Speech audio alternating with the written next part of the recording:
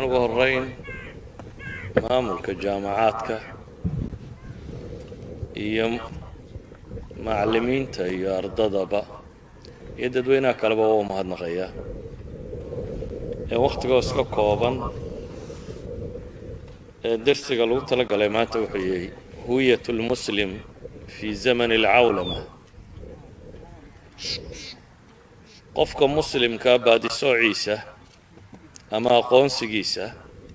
ama sumadiisa wakhtigan cawlamadu globalization wakhtiga kan dunidu isu furantay ee midka qura noqotay erayga alhuwiya fi luga alcarabiya min huwa baa laga soo qaaday waa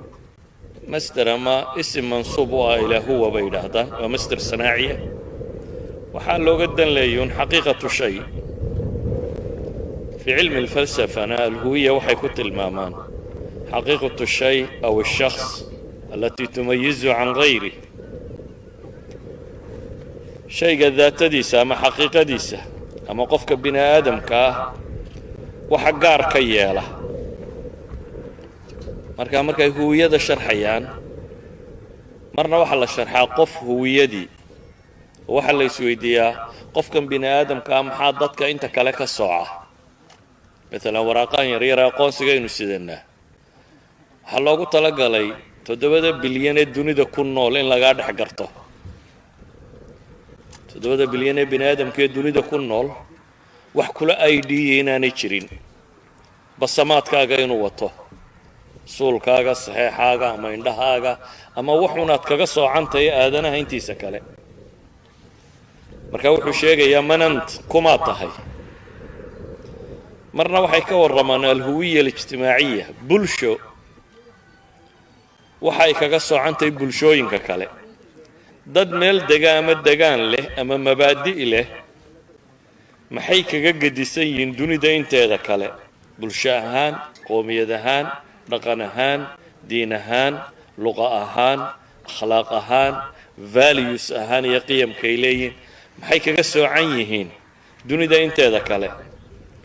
sidaa ogeed bay ummad waliba waxay aad uga fakartaa oo la yidhaahdaa manaahijta tacliimigii waxyaabahay u unkantay ka mid ah cilmiga qura uma unkane waxay u unkantay labaad oo loo sameeyey inay bulshada huwiyadeeda ilaaliso bulshada dadnimadeeda iyo aqoonsigeeda iyo waxay dunida gaar kaga tahay inay u ilaaliso si ay uma jirto u noqoto marka siyaadatul الوعي بالذات إن لكبعيه dadku inuu daatadiisa garan karo wuxuu bulshaadka kale kaga soocan yahay marka kaasi waa huwiyat almuslim zaman alcawlama markaynu jeedno ama casri alcawlama la yidhaahdo cawlamadu waa erayadan cusub ee dib laga isticmaalay waa globalization kaasi waxay ku sheegaan inuu yahay وحرية المال والبضائع والناس والأفكار بين هذا حرية حركة المال وإن دوني ذا العقد صعان كرته ولا يسوق بين كراء أنا قيود حريسة شيرين بضائع دي برودكشن كبني آدم خصوص صارين اللي يسوق بين كراء آدنا هلفتي سوين يسوق بكراء أفكارتنا إن يسوق بكرته si kale haddaynu u tilmaamno waxay u fakarayaan in xuduudda laga tallaabo inay lunto waxaan la yidhaahdo sovereignty-ga ama siyaadaadka wadannadu leeyihiin taa macnaheedu waxa weeyaan dunidoo dhan in laysu furo inkastoo bay leeyihiin inay si cadaalada isugu furmin waayo dunida badhna duwalka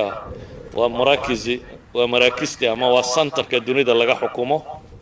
dadna waa atraafta dacallada preferals waa hareeraha dadka degan waxaan xorriyadda la siiyey waxaan odhan karnaa xaqiiqatan waa dadka centerka degan inay dunida say doonaan u isticmaali karaan ama dadka preferalska hareeraha degani iyaga aragtiyahooda waa la tashwiihiyaa oo cilaamka dunida dad baa gacanta ku haya badaa'icdooda waa la mamnuucaa productionka ay soo saaraan oo qaanuun iyo macaayiir ay dejisteen iyo nidaamka suuqa xorta ah intuba ducafada uma naxdo waa ka soo horjeeda sida awgeed bini aadamka socodkiisa qawaaniin alhijra alintiqaa'iya bay yidhaahdaan waxaa lagu xukumaa qawaaniinta loo dejistay soo gallootiga oo ah mid doorasho leh maalan afrika sanad walba waxay dhahaan 20,000 oo aqoon-yahan bay ka qaataan hadhowna aqoon-yahanada afrika ay u baahan tahay inta dib waxoogaa loogu keenaa 4 bilyan sanad kasta lagaga qaadaa kuwadana bilaash baa lagu qaataa waa qawaaniin saarim oo aan la ogolayn cid waliba inay soo gasho iyagu markaa globalizationku iyagu dan u yiyey dhankooda marka laga eego badaa'icdooda maalkooda dadkooda iyo afkaartooduba dunida way maanshaysay ama dunida inta kale waa marti haddaba haddaynu nidhaahno calaaqaadka aadanaha ka dhaxeeya wuxuu ku fiicnaa alinfitaax walmusaawaa in laysuna furan yahay nawcin maa is-ixtiraam iyo sinaan wuxuun ahina inay jiraan oo bini aadamku manaaficda isku weydaarsado iyagu waxay noogu dhawaaqayaan waxaa loo baahan yahay mujtamacaad munfatixa oo liberalah oo multiculturalism aaminsan dad furan oo iyaga agtooda alxurriya alfardiya ama identityga qofku uu yeelanayo suu u dhaqmaya ka muhiimsan ka bulshadu ay leedahay haddaan si kale u tilmaamana dunida maanta inta xoogga badan ayaa khatido oo dejisa nidaamka tacliimiga dadka kale wuu qallitaa systemkoodii iclaamkana iyaga gacanta ku haya qaanuunka caalamigaana iyagaa dejiya international looga la sheegayo adigu waxba kuma lihid qolaad dejisa adigu waa lagugu xukumaa waxaan odhan karaa nidaam alxayaat oo dhan fi lcaalam qolaa marti loo yihi aqaliyadabana yidhaahdeen ama minority groups tira ahaan minority maaha laakiin technologically ama dhaqaale ama xoog ayay u bixiyeen dunida saddexaad xataa labaad maaha dunida saddexaad iyada waxa saaran bay yidhaahdaan laba miduun adawabaan inay milanto oo ka mid noqoto laakiin waa milan lagu isgumaysanayo ama waxaa ciddii awoodda ay ku dadaalaysaa alindimaaj maca xifdi alhawiya in bini aadamka loona furmo dadnimadaadana la ilaashado haddaba haddaynu cinwaanka sare sidaa u sharaxno hawiyat almuslim fii zamani alcawlama dunida isu furantay muslimku siduu u ilaashan karaa jiritaankiisa dadnimadiisa diinkiisa iyo caqiidadiisa iyo wuxuu rumaysan yahay valueskiisu aaminsan yahay awal waxay odhan jireen alinsaanu ibnu bi'ati bini aadamku waa environmentka uu ku koro bay odhan jireen laakiin inkastoo environmentku ama bii'adu ama deegaanku qofka bini aadamka uu raad badan ku leeyahay koristiisa iyo noloshiisaba haddana bii'ada dunidu bay yidhahdaan waa laba nooc waa bii'a tabiiciya oo tan naturalka ah tan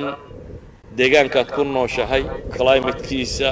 wuxuu dhaqdo noloshiisa qaabka looga nooliyey kaa tabiiciga ilaahay dadka u qaybiyee ninba dunida meel ka degan yahay iyo albii'a alxadariya bay yidhaahdaan deegaanka civilizationku ama tamadunku ama madaniyadu ay leedahay oo ah bay yidhaahdaan cultureka bini aadamku uu leeyahay diimuhu rumaysan yahay afka uu ku hadlayo dhaqamada iyo caadaadka bulsheed qaab tacliimeedka wasaa'ilkan iclaamiga wax la isku gaadhsiiyo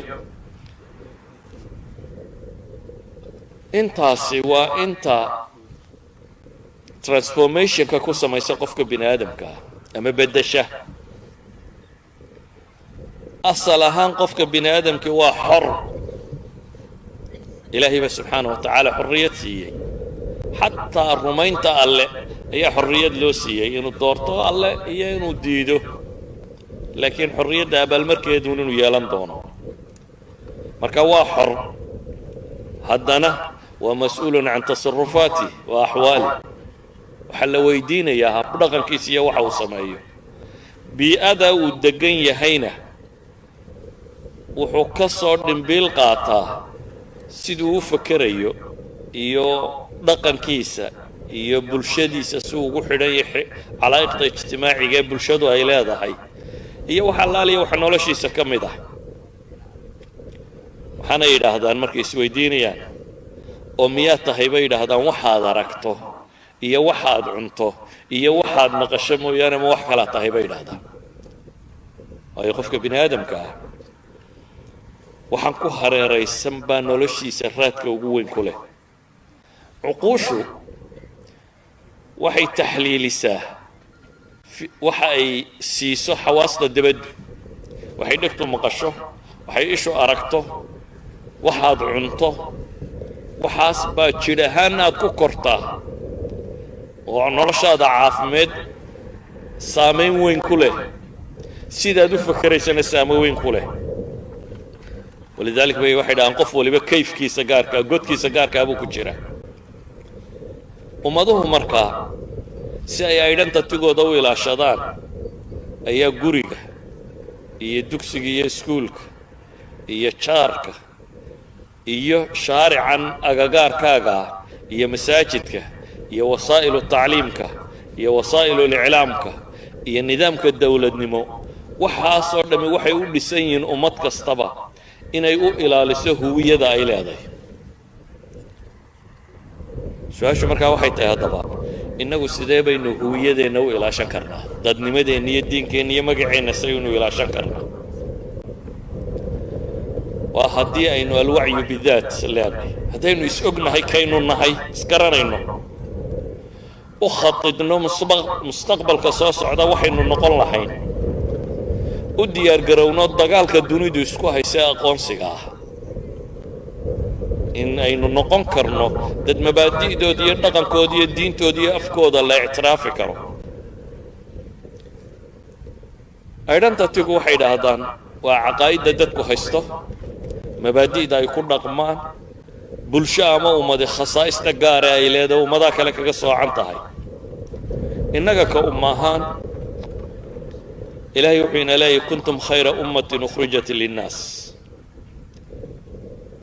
ka umma islaamiya waxaad tihiin dadka kuwii ugu khayr badnaa ee ilaahay dadka u soo saaray dadka samaha fartaan xumahana waa ka reebtaan ilaahayna waa rumaysaan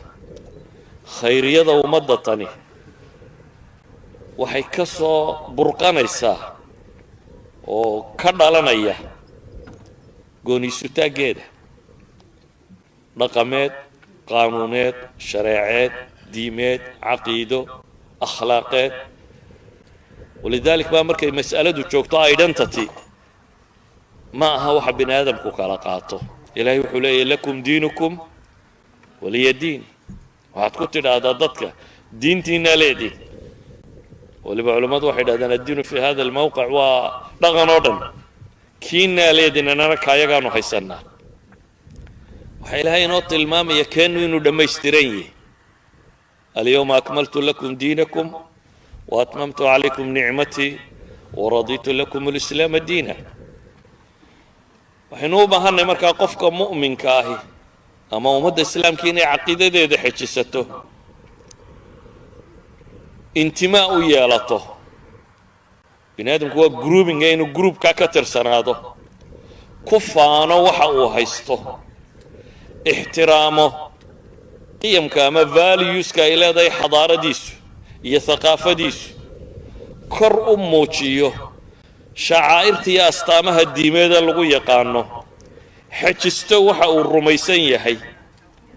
dareemo tamayuska ama soocnaanta uu kuwa kale ka soocan yahay fardan wa jamaacatan ku kaco inuu ummadda inta kala gaadhsiiyo alrisaala waajibu tabliiq diinta ilaahay subxaanahu wa tacaala u soo dhiibay markhaatina ku noqdo ummadda maanta waxaynu ku noolay haddaba caalam isu furmay qaaradaha dunidoo dhammi isu furmeen waa caalam afkaar cusubi oo diimaha laga sii xoroobaya ay taagantay waxaa loo arkaa qadaayaadka valueska iyo akhlaaqiyaadku inay nisbi yihiin awal bini aadamku wuxuu rumaysanaa qiyamku caalamiga ahi inuu haabitna yahay wax suganna yahay caalamina yahay kuwani waxay ku dhawaaqayaan waa wax nisbiya ma aha wax universal ah waa aragtiyo ku koraya meelo ama xaadinaad allaa diiniya oo allaa adriya oo allaa ubaaliya bay yidhaahdaan meelo aan diinta la haysanin oo maanta dunida waxaa aada u badan dhallinyarada yurub joogta waxay yidhaahdaan xisaayadadooda dambe boqolkiiba 70 waxba ma rumaysnaa da'yarka 29 jir ka yar da'yarka 29 jir ka yar ilaah ma rumaysnaa ma waxba ma rumaysnaa waa atheism dadkaan atheismka cad haysanina waxay haystaan bay yidhahdaan abatheismku waa laa ubaali waa sidii aan ilaah jirin buu u nool yahay yani masalada philosophically ka murmi maayo laakiin dhaqankiisa iyo qaabku u nool yahay waa qaab aan diini ka jirin qaarkood waa agnostics waa la adri kuwii hore waxay lahayn ilaah ma jiro kuwani waxay leeyihiin inuu jiro iyo inaanu jirinba ma ogin inuu jirana garan mayno inaanu jirinna garan mayno qaarkood waa skeptiis waa mutashakikiin qaarkood waxay aaminsan yihiin oo philosopherskoodii waaweyna ka mid ah pantheism waa waxdat alwujuud ilaah iyo kownku inay isku mid yihiin afkaartani weligeedba dunida way soo joogtay ma cusba laakiin waagii hore waxay ahaan jirtay goobaha falsafadda iyo dadyow filosofara iyo dad farakutirsi ahi waxay rumaysan yihiin laakiin maanta waxay taa kaga gadisantahay afkaartu ma cusba laakiin maanta waxay isu bedeshay inay diin caalamiya laga dhigo waxay tii hore kaga gadisantahay awalba falsafadda waa lagu dhigan jiray taariikhul adyaanna waa lagu arki jiray taariikhul falsafana waa lagu arki jiray laakiin waxay hadda kaga gadisantahay waxa loo bedelay umamkoo dhan in laga simo oo xataa la bilaabo in caruurta yaryar lagu tarbeeyo in buugkiis loo qoro awal buugagta dee falsafada loo qorjiyo dadka ahlul cilmiga iyo dadkaas inay doodaha galaan hadda waxaa loogu talagalay in lagu tarbeeyo caruurta buugaag caruur loo qoray oo maalan anaka haris buuggeeda la yidhaha ana tasaal waxbaa isweydiinaya waa ilxaad ay leeyihiin caruurta loogu talagalay waxay gaadhay in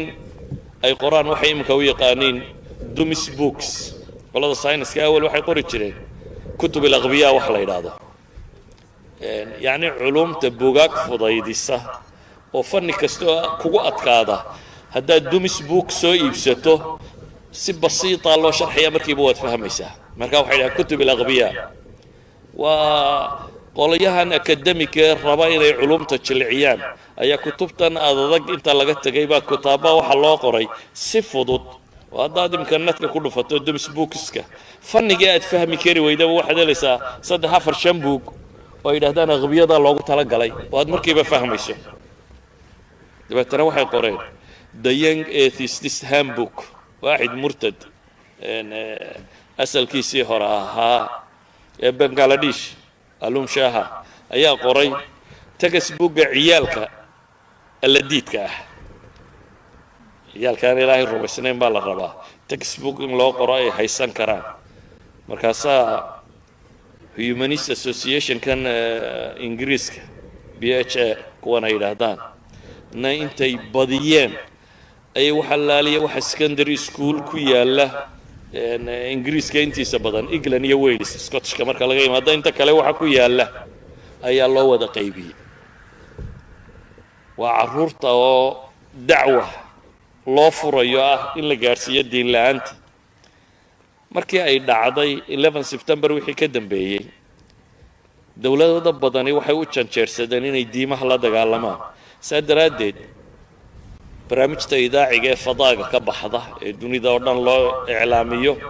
iyo waraysiyada jaraa'idku qaadaan iyo waxa loo badiyey dad yawa ku caanbaxay atheismka qoyaanada jaamacaadka joogay ee waxaan rumaysnaa ayaa loo sameeyey talmiic in la soo caanbixiyo dunidu barato maalin walba usbuuciiba mar in waraysi laga qaado mid iyaga ka mid ah oo barnaamijta ugu caansan markaasi uu ka soo baxo intay soo dhaafiyeen ayay urur diimeed noqdeen hadda urur diimeed Atheist Alliance baa la yidhaahaa Atheist Alliance International sanadkiiba mar bay isugu yimaadeen atheiska caalamka oo dhami magaalooyinka waaweyn ee dunida mid ka mid ah bale kursi baa laga siiyey goobaha diinta xiwaarul adyaankan ay sheegaanba kursi laga siiyey bale ingiriiska maanta waxay ku leeyihiin kiniisado diin laawayaasha waa kiniisadada non religious churches bay yidhaahdaan kiniisadaha diin laawayaasha oo khawaar ruuxiya iska haya markaa meel intay isugu yimaadaan ayaa waxoogaa heesa loo saaraa la boodboodsiiyaa sidii intii ay kiniisadu samayn jirtay maalinta axad oo kale wax u dhigmaa in loo sameeyo oo waxa la yidhahdaa waa non religious churcheska waxay leeyihiin iclaamaad dadka loogu yeedhayo maalan basaska london dhex mara baskan cad ee labada dabaqaysa saarka ah waxay u sameeyeen iclaanaad dhinac kaga dhigsan oo iyagu lacagtiisa bixiyeen oo la yidhaahdo there is probably no God. Stop worrying and enjoy your life bayda hubanti ilaah ma jiro warwarka jooji oo noloshaada ku raaxayso ayaa dhinaca kaga qoran baska dadku fuulo yani waa diin la faafinayo waxaan weedhaha kan idinku tilmaamaya waxa weeyaan caalamka duulaan xoogan baa ka jira oo diin ah ilhaadi oo la faafinayo oo da'yarka iyo dadka akademiga iyo dadka soo socda lagu faafinayo insaankuna asliyan xaajatul intimaa kama maarmo inuu cid ku tiirsanaado laakiin su'aasha isweydiinta le waxa weeyaan dadka muslimiinta intay feejig yihiin inteeba dadkooda akademiga ama dhallinyaradooda jaamacaadka dhigtaa ay usuulu diinihim sugeen inteebay diintooda ka jaahil yihiin ama se ay aqoon u leeyihiin diintu horta ogow ma aha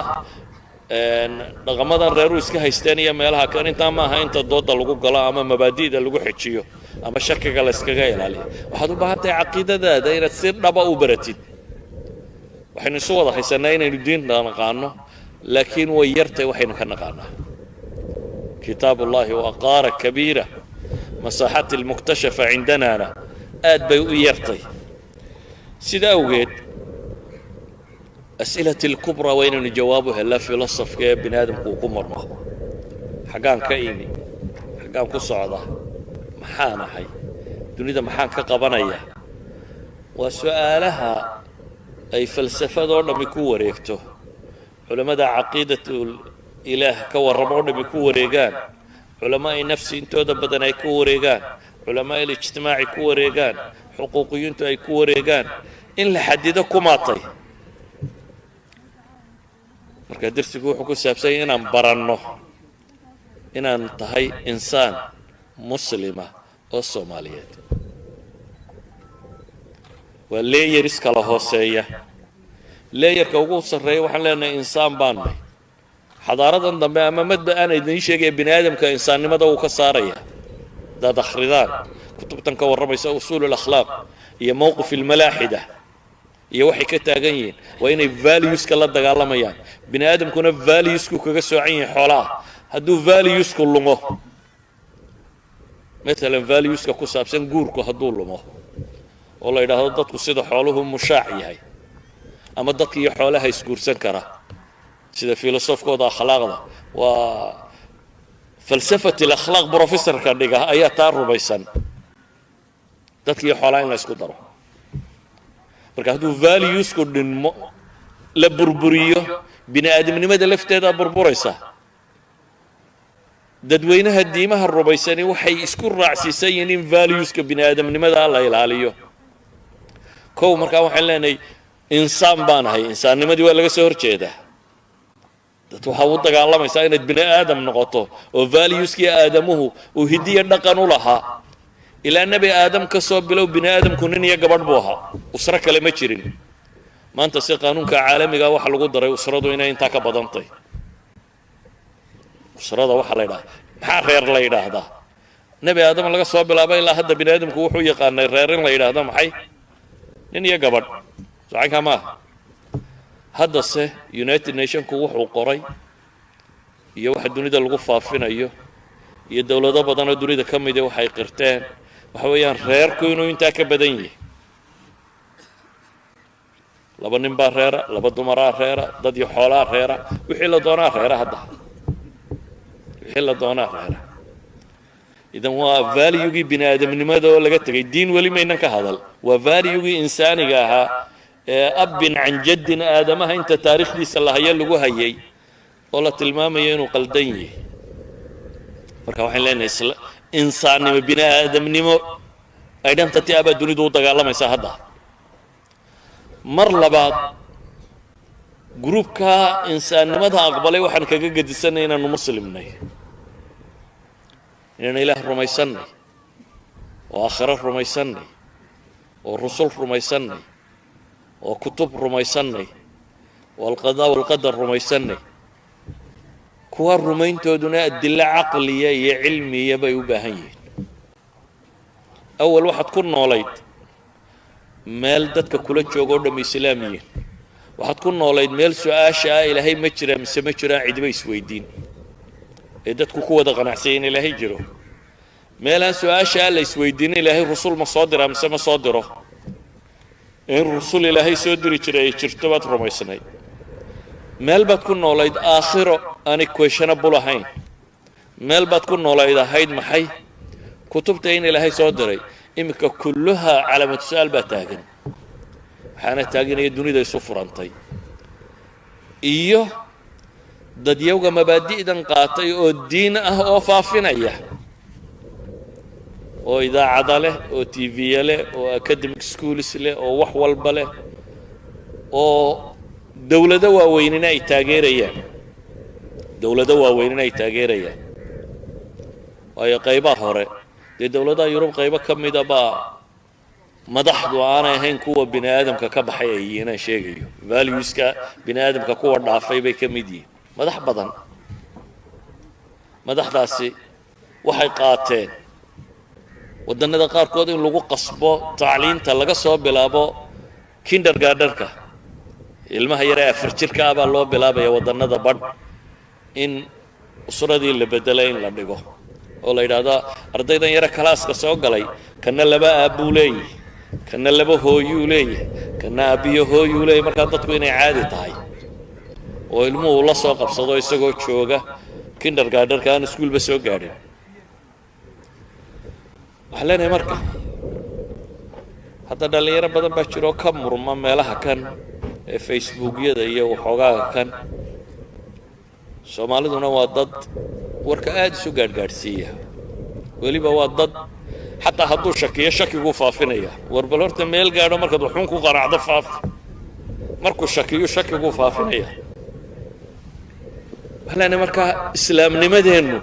waa inay noqotaa islaamnimo cilmi ku salaysan kitaabka qur'aana arkaanul iimaanka aan sheegaynoo dhan adilo caqliyuu ku sugaya idinku waxaa u haysataan ama dadka badh waxay isaga haystaan adilo samciya inuu ku sugayo war qur-aanka dad gaalaa baa lagula hadlayay qur-aanku markuu soo degayay muslim qudha lamuu hadlayne gaal baa lala hadlayay qur-aankan baana islaaminayo lagula hadlaya isagaanay ku qorantay markaa daliilka caqliga ahi daliilka caqliga ee qofka lagula hadlaya isaga ku yaallay laakiin wuxuu inooga baahan yahay baxfi iyo baadhitaan waxaan leenahay markaa insaan muslima oo soomaaliya maxaanu leeyahay soomaalinimadu waa culture iyo af iminka waxaad mooddaa afka soomaaligu inuu sii dhimanayo sii socdo inaynu u qaadannay waxyaabo yar oo aan buurayn inaynu wax weyn moodno oo afafka kale inay afaf waaweyn yihiin afafku afkii cilmiga lagu qoraana waa af cilmiyeed buu noqdaa afkii jahliga lagu qoraana af jahliyeed buu noqdaa haddii afkiina cilmi ku qortaanna af cilmiyuu soo baxaya haddii uun jahli lagu qorana af jahliya buu soo baxaya si awgeed waxaan leenahay caqiidaan haysannaa kownka ama universka aragti kaa siinaysa qofka bini aadamka aragti kaa siinaysa nolosha aragti kaa siinaysa meesha lagu dambayn doono aragti kaa siinaysa taariikhda aadanaha aragti kaa siinaysa mustaqbalka aadanaha iyo xaggu u socdana aragti kaa siinaysa walidalik baa ilaahay nabiga wuxuu ku leeyahay calayhi salaatu wasalaam qul ina salaatii wa nusukii wa maxyaaya wa mamaatii lilaahi rabbi alcaalamiin waxaad tidhaahdaa salaadayda iyo nusugayga cibaadadayda gowracayga noloshayda iyo geeridaydaba lilaahi rabbi alcaalamiin caqiidadu markaa waa rukunka koowaad ee qofka identitygiisa sheegta caqiidada waxa ka dhambalma waxa la yidhahdaa alwalaa walbaraa oo sheegaya ciddaa isku bahdatiin markay baabkan joogto iyo ciddaa kala bahdatiin sheegaya intimaagaagu cidduu ka tirsan yahay iyo cidda aanad ka tirsanayn muctaqadku markaa bulsho kasta iyo ummad kasta wuxuu asal u yahay identityga ay haysato hadduu muctaqadku ilxaad yahayna identitygu asal u yahay hadduu caqiido ilaahay rumaysan yahayna identitygaagu asal u yahay luqadu thaqaafadaaday asal u tahay waxa aad dhaqan iyo qaab nololeed sidato si awgeed waxaynu leenahay waa inaynu kala garannaa maxaa bini aadamku wadaagaa oo u kala qaataa maxaanse la wadaagin dadka aan haysanin mawaasiinta wax lagu qiyaasaa waxay moodaan ninkii ka technology sarreeyaa wax walba inuu ka sarreeyo mar hadduu technology sare leeyahay inuu wax walba haysto waxna kama jiraan technologygu noloshuu fudaydiyaa qofka bini aadamkaa noloshiisuu fudaydiyaa laakiin qofka bini aadamkaa siduu u fakerayo iyo wuxuu rumaysan yahay iyo qalbigiisa waxa ku jira waxba kama taro walidalik dadka jabaa thaqaafatu lghaalib bay qaataan ninka xoog badan leh thaqaafadiisa iska qaataan laakiin dadka mawaasiinta haysta saxaabadii nebi maxamed calayhi salaatu wasalaam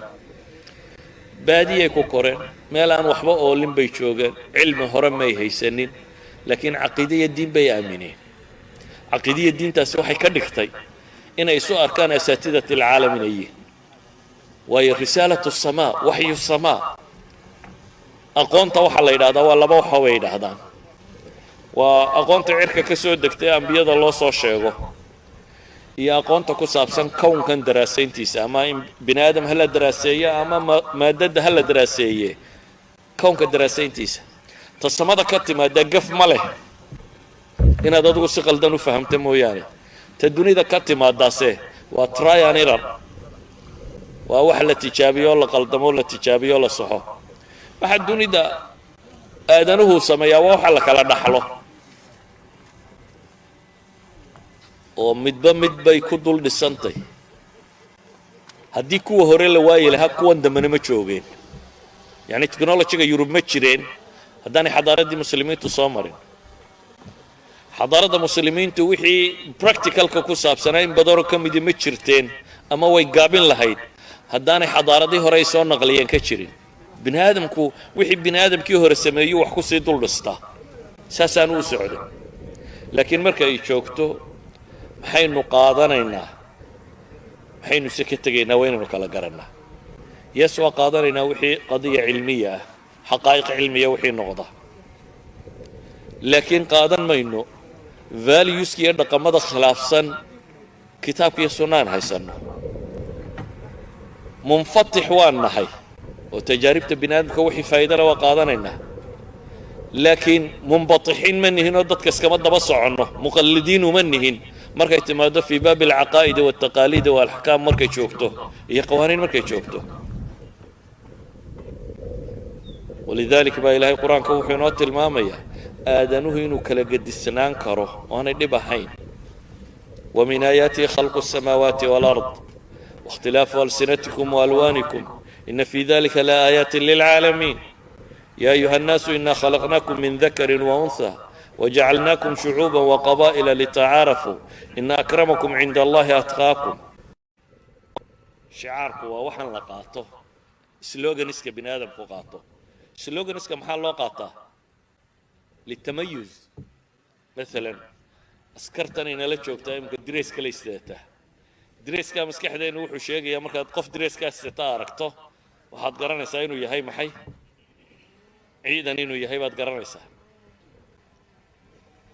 khamiiskan iyo intaan aan sita markaad aragto inaga culture-keena marka loo eego markiiba waxa kugu soo dhacaysa kani waa wadaad yani maradan baa sheegaysaa maradan baa waxay ka tarjumaysaa dhaqan walidaalika waxay dhahdaan libaasku waa madhar min madaahir alhuwiya baa la yidhaha caqiidadka kaale marada la xidhaa waxay ka tarjuntaa bini aadamka huwiyadiisa identitygiisa baadisoociisa iyo aqoonsigiisa ayay ka tarjuntaa مثلا قفك مسلم كا مرو ليه مرض قفك مسلم كي حدا وين ساتر نغطاه ومرو شركة أسطرته ومرو طاهرة النجاسة اللي إلى لي ومرو أنيق وقفك وحرق وريه إن الله جميل يحب الجمال لكن مرض مركي أنت أصلا صفة وضيالته أشكالك كسي دنبايا ثقافات قومية وياه waxaad arki doontaa marka xijaab Pakistaniya iyo xijaab Soomaaliya iyo xijaab Caraba iyo xijaab wixiiba waa xijaabo intii la rabay way sameeyeen laakiin kani identity islaamnimo waa wada haystaan dhamaantood waxay ku kala gadisan yihiin maxaa la yiraahdaa waxyaabaha qowmiyo oo iyaguna in badan ku salaysan climate مثلا dadka dhulka qabooba degan dee hugoodu waa dhar adag dhulka dadka qabooba degan hugoodu kulayla degan hugoodu cadaan buu badan yahay waxaynu markaa leenahay cumaamada sida loo xidho in sida Yamanta aad u xidhatay inaad saa cumaanta u xidhatay iyo saalixiyadeena inaad u xidhataa shaakil maaha laakiin waxay leeyihiin maradu waa madhar ama waa muuqaalada identity-ga kamid ah si kale haddaan u tilmaamo waa shaar raba yiraahdaan waa astaan hodheel haddaad soo gasho imikood cunaystira hada dalbo restaurant waxaad eegaysaa qof dress gaar ah sita waayo calaamadu inaad mara daldalaacsanoo bowdiyu muuqyaanoo loo identity kale aad betelaysaa marka identity islaamnimada hawaad ka sii socotaa wax kale aad betelaysaa tala nabi maxamed wuxuu yidhi timaa badhnaha xiirina calayhi salaatu wasalaam badhnaha la hadhina reer baadiyaheennii Soomaaliyeed maadaama aan gafeedha iyo waxaasi badnayn biyo badana wax lagu maydhaa jirin carruurta tima way ka xiiri jireen laakiin haddana inankiiyo inanta si loo kala gartaa bay u samayn jireen inantana food yar baa loo reebi jiray waa foodley baa la odhan jiray inankana dhoor baa loo samayn jiray qolada reer magaalkii markaa ka yare dabadda ka yimaada waxay jiray warkayna waa dhoorre yacni waa qoladii hawdka ka timi oo weli wuxuu leeyahay timi iminkana dhowrkiiba xarraga muudeen يعني شالي تدور روحها عاي أو وحلو أركي إن يرو بادية كي يموليتا ما حد دور كي شالي تا عايدا هكذا دقي مانتا وأيضا تتجي نلوميننا شقة هو شقة فضي وحاد سيوين معها إن كسلو دي تكسر شيء لكن وأستامبو وحوي دتك حن على مدى قاطان قلبيت كدقا قار كمدي calaamadaha iyo maryaha iyo waxa haddaad aragto waxa astaan u yahay group ideology aaminsan waxaad arkaysaa dad Soomaaliyeed oo maryahoodu noocii war aduguna goormad kuwan ku biirtay maba oga laakiin waa uun maadaama ay galbeedka ka timi isku dayay inuu qaato nabigu calayhi salaatu wasalaam wuxuu leeyahay la tattabi'unna sanana alladhina min qablikum shibran bishibr wa dhira'an bidhira' حتى لو دخلوا جحر ضب لاتبعتموهم أو لدخلتموه قلنا يا رسول الله اليهود والنصارى قال فمن نبو عليه الصلاة والسلام وحتى المامية كويدين كوه الرئي ودوين كودي بالراعسان تاكا تاكي يردردردن باو راعي دونتان حتى هدي god masalugalay galaan waa ka dabageli doontaa god masalugalay ama masaacagalay maaha meel qurux leh maaha meel wanaag leh laakiin nabigu miaal wuxuu ugu bixiyey sida loo qaadan doono waxaan macno nolosha ku lahayn god masalugalay in la gala dee wax macno samaynaya maaha markaad aragto mid mariyo jeexjeexan sita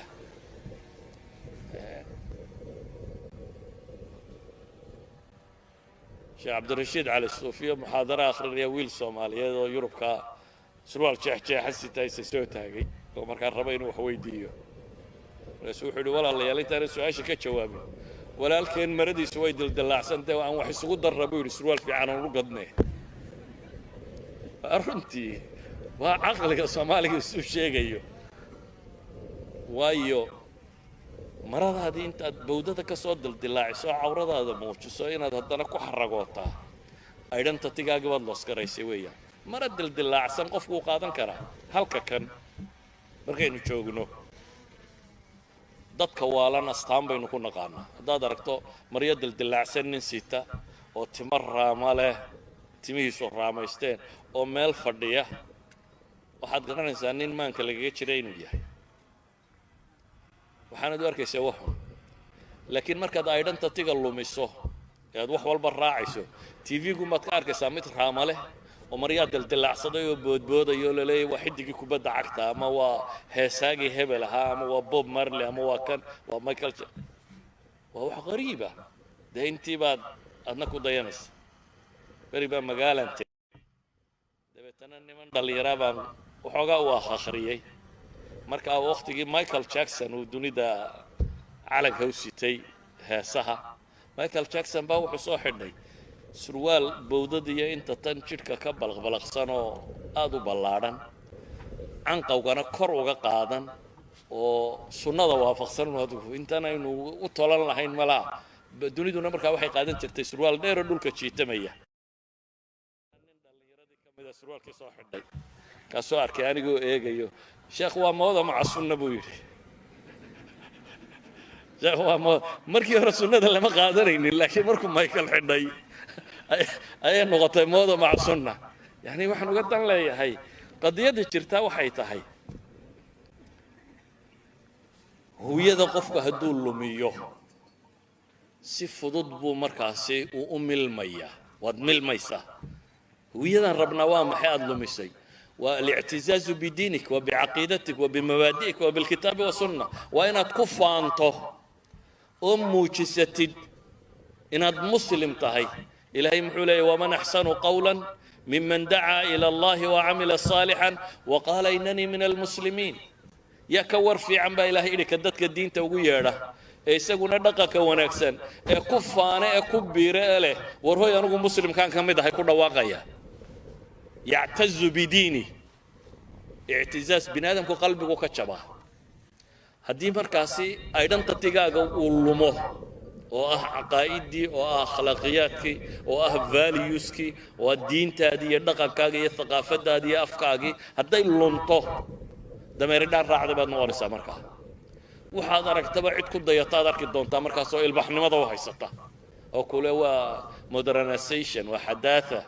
waa maxaa la yidhahaa casraaniya adigu wakhtiga lama socotid wadaad waxaad joogtaa qarnigii 14aad baad adigu noosh qarnigii 14aad ceeb maaha ee waxaa ceeb ah dadku inuu dadnimada iyo biniaadamnimada ka lumo qarnigii 14aad hortiina dad fiican baa noolaan jiray kuwa dambana dad fiican baa zamanku maaha ee waa biniaadamka iyo valuesku haysto biniaadamka iyo valueska u haysto weeyaan caalamku maanta wuxuu xidhxidhan yahay dad badan inay dadka diinta ka saaraan ilaahayna qur-aankiisa wuxuu ku leeyahay wadda kathiirun min ahli lkitaab low yarudduunakum min bacdi iimaanikum kufaara in badan oo ahlu kitaabka ka mida waxay jecel yihiin diintiina inay idinka saaraan oo gaala idinka dhigaan xasadan min cindi anfusihim laakiin imika iyagiina waa laga saarayba nin sheekho soomaaliyeed oo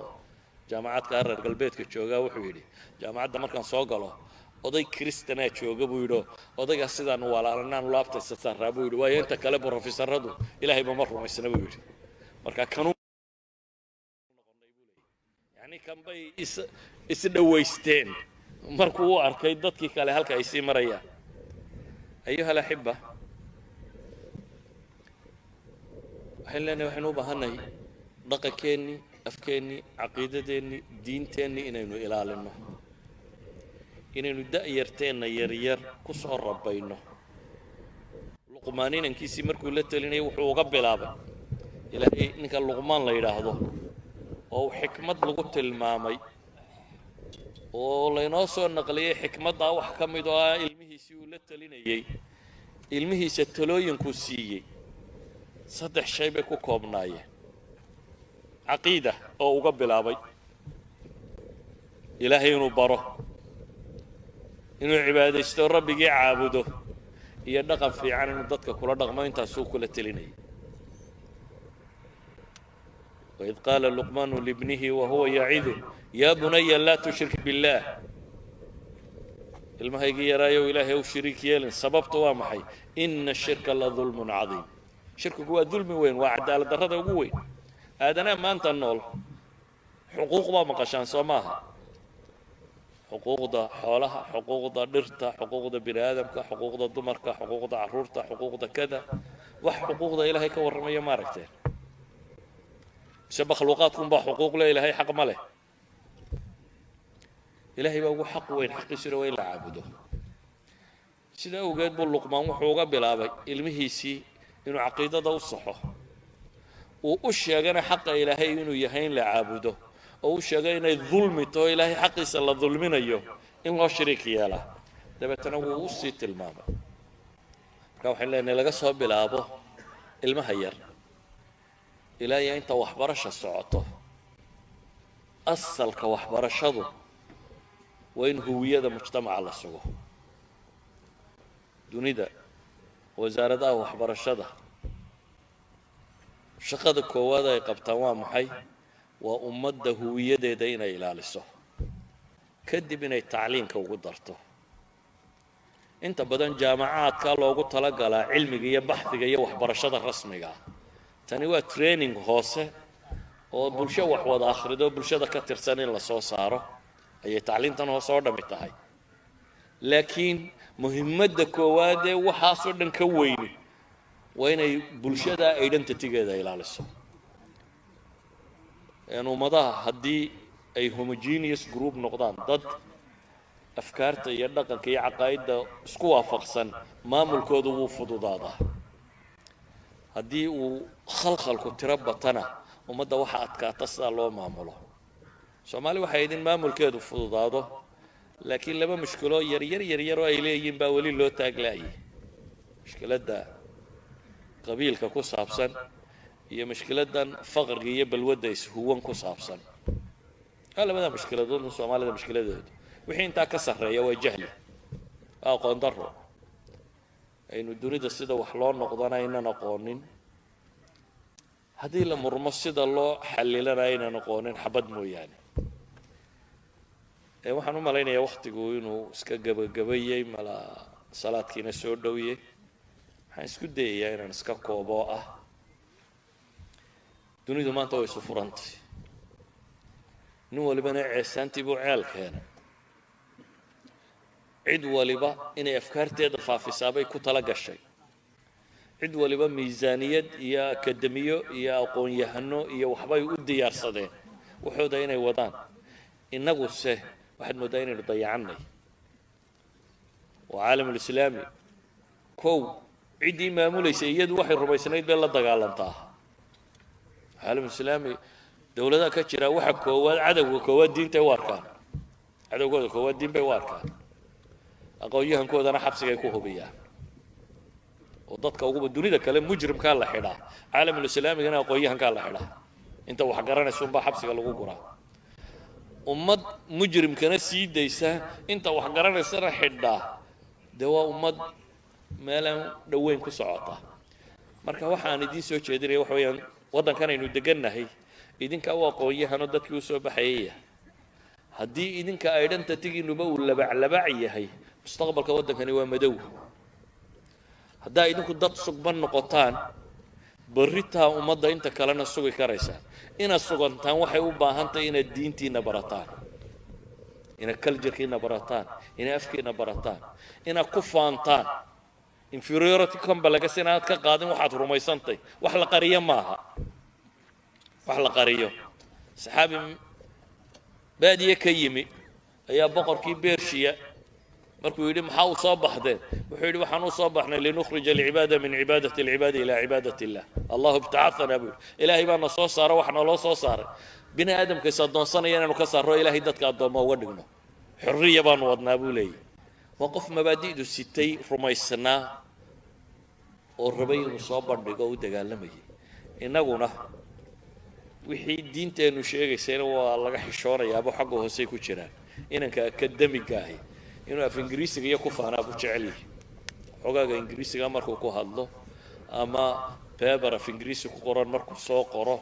وحسواك يعني المتعلم وخطره إنه يهي أما هدي اللي إذا أركان الإسلام قبل كورنا وأسكت وحي أرنتي عمل عمد اللي جوه ينشروا ما تودابوا لي وعايزتا مال عمده هي دكس قرآن ضيّ مالها وحلا قش كينة هذا وايد أنت تجيسي وهو أدنى كلك قصة نعم كوا حنكو سوق بجبينية ده كدمي جباتين وين أنا أيضا تتيجي النلومين إسلام مركانا وين عالم كائنا أيضا تتيجي وبدأ نص سكتان وين يدوكو قاعدان هذا يدوكو حنبارتان داير تو يدوكو ضيّمس هذا سيدوكو داير تلوميسان دي ومضة إلهي بإلاده سبحانه وتعالى وآخر دعوانا الحمد لله رب العالمين وصلى الله على نبينا محمد وعلى آله وصحبه وسلم الحمد لله رب العالمين. بسم الله الرحمن الرحيم جزاكم الله خيرا شيخ مصطفى حقيقة وحسلي وموضوع ما أنت هدي ملها داير تقوى باهي يدك قويها كاهي ونفرين دقيقة وحن كوكوبات بالعلامين وحين وهرتي كلنكي لبعض ونرد عندنا بالرجال يبرت